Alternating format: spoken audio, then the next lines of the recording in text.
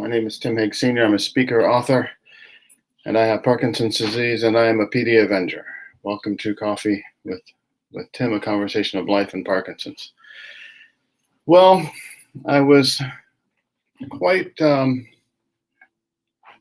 make up my mind. Well, I had an idea of what I was going to share with you today. I was mulling something over and had an idea all going into, yesterday morning, I guess it was, and was thinking that I was all set to go, knew what I was going to do. And then I had a little experience that I decided was worthy of discussing on Coffee with Tim. So I have to admit, this morning I'm a bit of a foul mood. I told my wife, I said, for a hat this morning, I think I'm going to wear a toque, my hoodie, and put the hood up, because that's about how I feel. But it'll make sense here in a bit. I'm not living there, folks. It will pass. It's one of those moments, and I think you might appreciate the sentiment after I share a little bit of what's been going on the last few weeks. So anyway, first thing I want to say is the story I'm going to tell you this morning has no reflection on anyone in the story. The complaints, if you will, that I may have, and I don't really want to see them as complaints, but just facts to be worked through. But nonetheless, whatever they are, they're not directed at any people involved in the story. And so just to be clear. For the last number of weeks, I have feeling very off. I've probably felt as off as frequently as I do on. Good morning, Abe. Betty, good morning. Cheer up. I'm working on it, buddy. I'm working on it. Good morning from Cambridge, Ontario. Good morning, Nora. Good to see you. And good morning from Winnipeg. Sydney, morning. Good to see you guys. Rosemary, Ken, good morning. So yes, I will cheer up. I will get my mojo back. But the fact is that for the last number of weeks, probably 4 to 8 weeks, I'm not always good about documenting these things. I'm not always good about journaling. I don't keep a journal. I don't write things down well the way that I should. And it's been a number of weeks that I have been feeling probably off as much as I feel on. And if you are not familiar with Parkinson's, you'll know that you may not know that what I refer to as off is when our medications aren't working, and we don't feel like that we're getting the full efficacy or the full effect of our meds. And so you're more shaky, you're maybe more stiff, you're not thinking as well, you stutter more, it's harder to walk and run and do the things that just normal things. Morning, Dorothy. Good morning, Gary. And so that's how I felt the last number of weeks, up to a couple of months. And so I've put off calling the doc because I don't want to increase my meds. Don't really want to make any changes there because I'm on a fair dose already. But finally this week, I'd kind of had it. It's one of those days I just wasn't feeling good. I was sick of feeling kind of rotten. So I got up and I called the nurse at my doctor's office, talked to her for a while. And as we talked, we discussed the fact that I'm on a medium to low high dose of my medication. It's been 7 years that I've been on the medication. And fortunately, I have been in a good position. Morning, Betty, Rick. I've been in a good position where I have not had much in the way of dyskinesias. Dyskinesias are, if you recall seeing Michael J. Fox on television at any time, and he gets those funky movements where he can't control his body. Well, those are dyskinesias. And what that means is that he's on a medication called Sinemet or levodopa, and which is my main med that I'm on. And so we take that so that we can continue to move well. Without it, we lose dopamine in our brain. The production is way down. So we need that dopamine in order to move effectively. But the unfortunate thing with dopamine and Sinemet is once you take it for a certain amount of time, most of us, not all, and to varying degrees, will develop what's called dyskinesias, that movement. So the medication has caught up with our disease, if you will, and now it's overshooting. And we're able to move, but it creates too much movement. So I have been very fortunate that I've not had lots in the way of dyskinesia. I've have some, but not lots. But I have always been of the mind that I don't want to push the drug too hard because I'm only 56. I got a long ways to go with this, and don't want the dyskinesias to become too bad. And thus far, it's been okay. Now, nonetheless, I finally broke down, called the doctor's office, explained to my nurse what had been going on, and so she began to do what a good nurse does. And even though she knows that I know a lot about my Parkinson's, she talks to me and treats me in a respectful fashion, as if I don't. And I really appreciate that because it is not easy being a healthcare provider and knowing lots about a condition and still being able to treat yourself. We generally think we can, but we generally prove that we can't, that we do miss things, that we're too emotionally attached, we're too close to it, right? So she very respectfully treats me like I don't know what I'm talking about, and we walk through things. So as I described to her what was going on, and we started working through it, she begins to tell me what my other options could possibly be. And see, this is where it's not easy to be a professional, a healthcare professional, and self-diagnose, because I knew what my options were. I knew what she would say, but I had not walked through them really well because I don't want them. And so she begins to tell me that my other options would be agonists, dopamine agonists.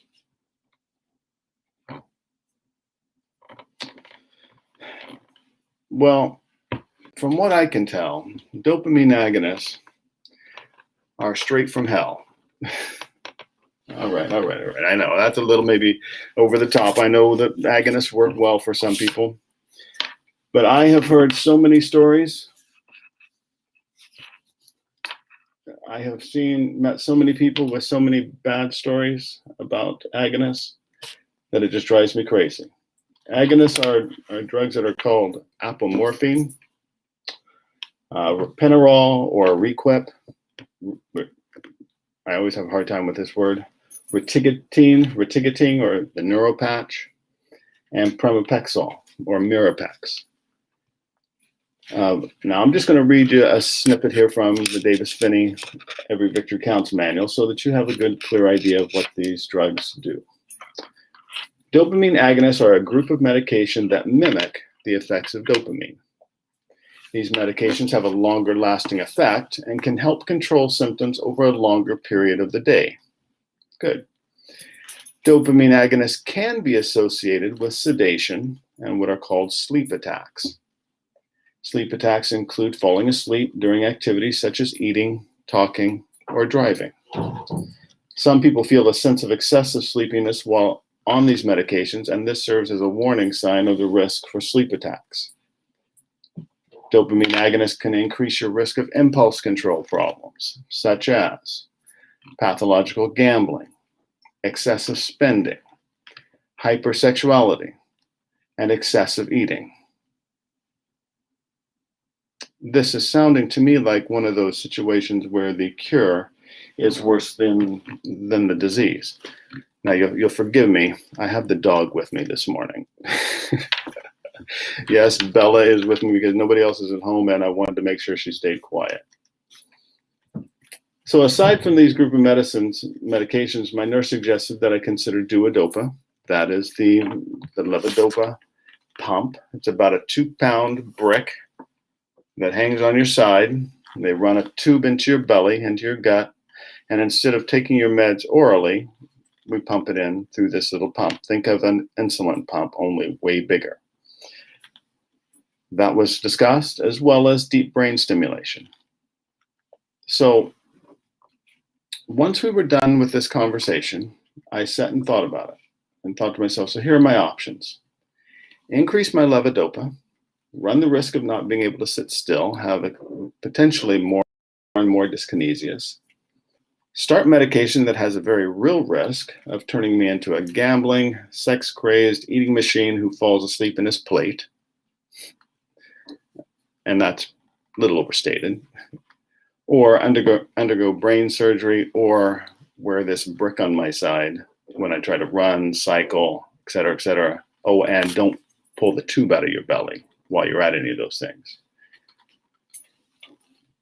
Well, I have to admit, I will be honest that at the end of this, I was ticked off. I was absolutely angry at the lack of options, once again being presented in Parkinson's. My nurse went on to say, that these agonists work well for a lot of people. A lot of people don't have any problems with them. But after that, I sat and thought, okay, well, how do I know which side of that coin I'm gonna land on? It's going to come down to, let's give it a whirl and see what happens.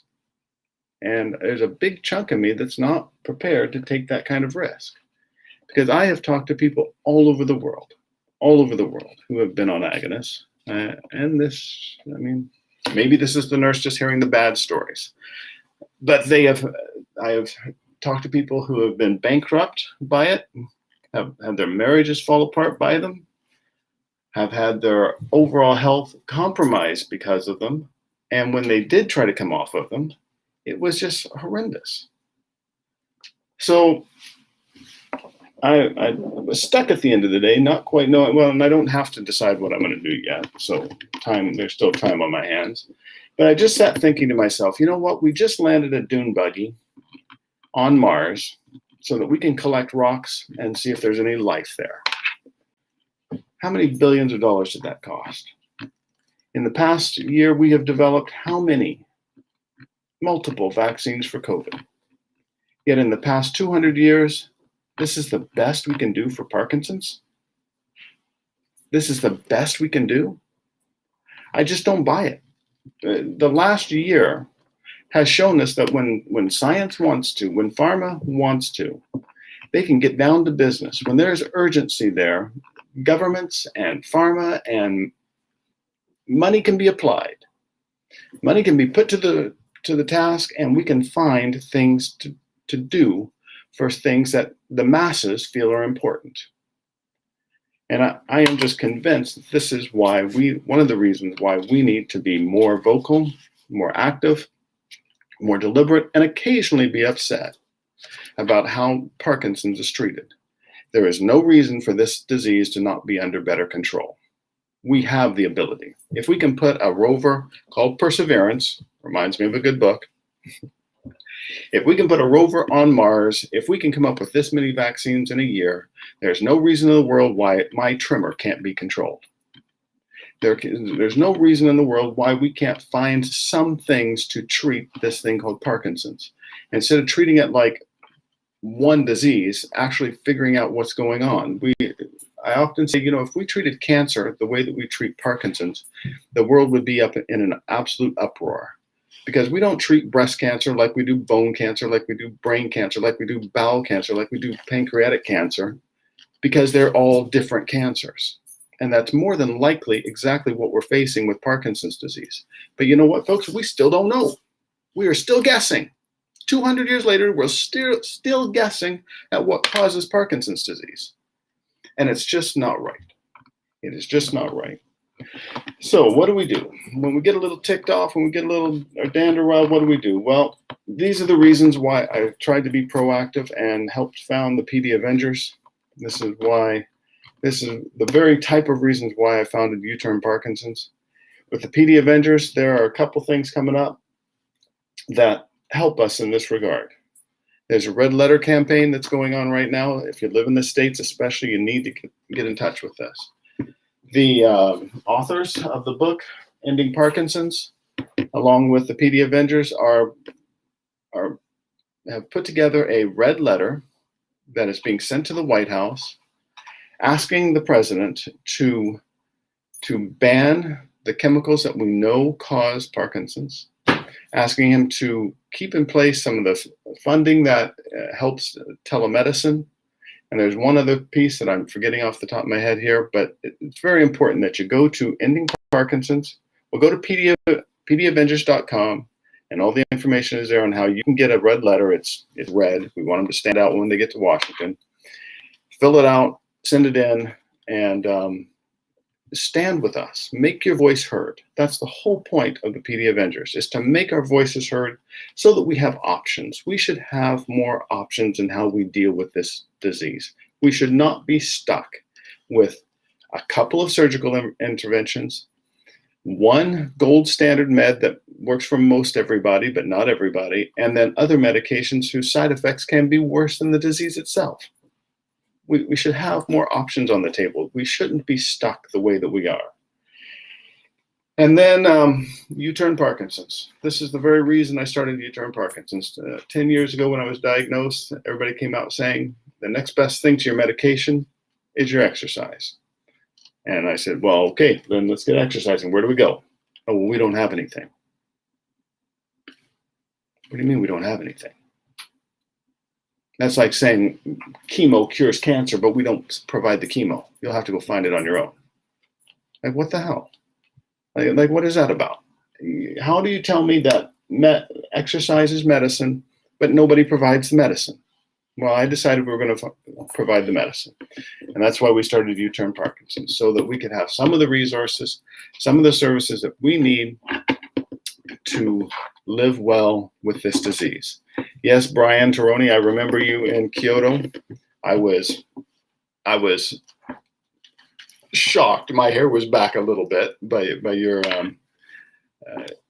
speech there that you gave, but that has resonated with me ever since, and it has stuck with me. That, yeah, we need to be a little bit more forthright, a little bit louder, a little bit more brazen in how we address this, because there are many things that need to be done that simply aren't.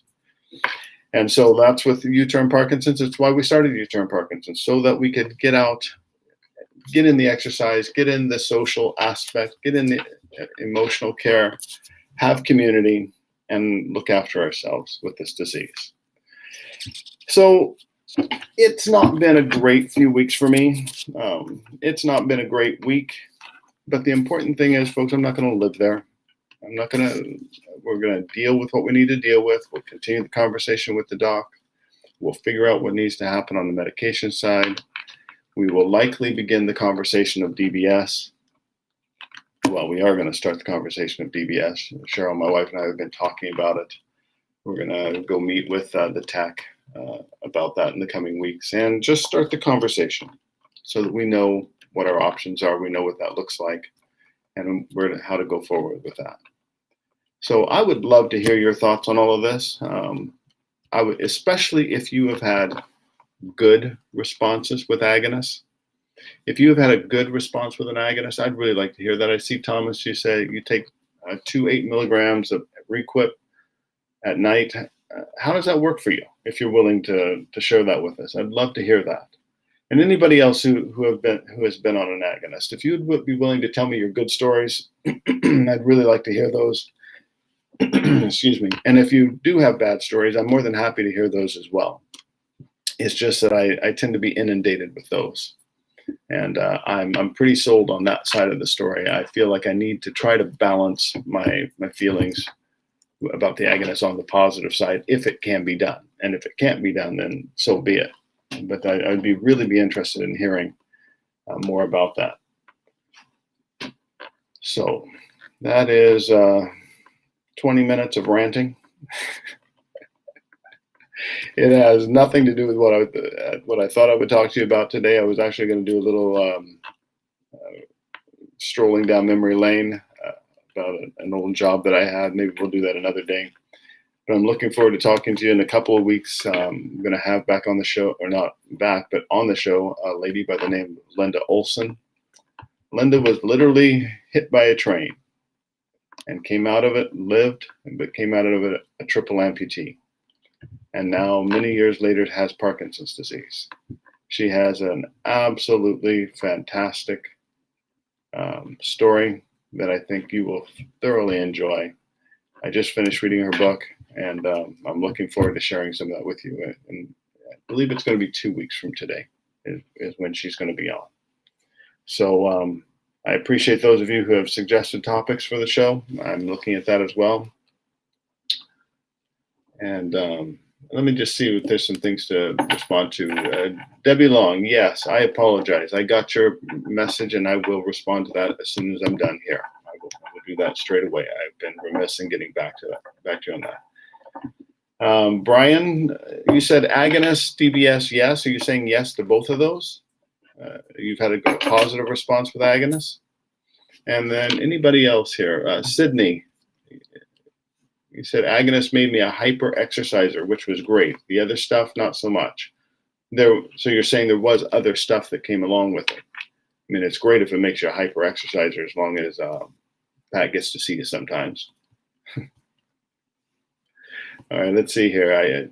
Thomas says, it mostly made me drowsy. That's why we took it at night instead of during the day. I've never experienced any other symptoms, with the exception of one day buying 3 pairs of khakis. That could have just been a good shopping day, man.